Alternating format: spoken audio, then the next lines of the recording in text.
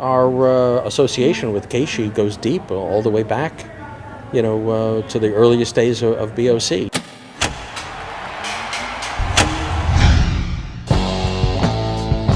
A lot of partying in the 70s.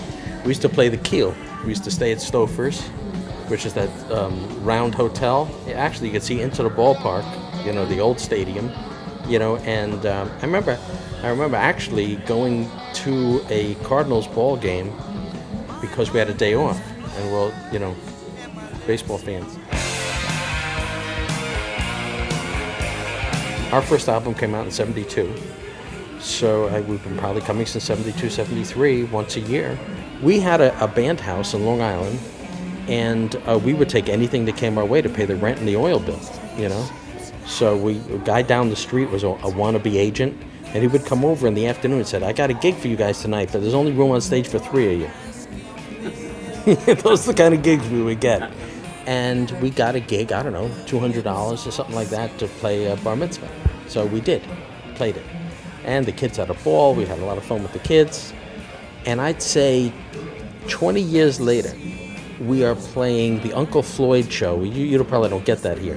It's a local, sort of like Soupy Sales or something. I don't know if you know who Soupy is either. But it's like a adult humor on a kid's show. Sort of like going over the little kids' heads, a lot of the humor. Very funny. And a guy named Uncle Floyd, who's a local personality in New York, wore like a checker jacket and a funny hat. And he had rock acts on his show. And we did the Uncle Floyd show. And during a break, a guy comes over to me with this big book. He says, you don't remember me. He says, opens the book up. He says, you played my bar mitzvah. Was he a producer? He was like a cameraman or something. It was very funny. Well, it's the Rock of St. Louis.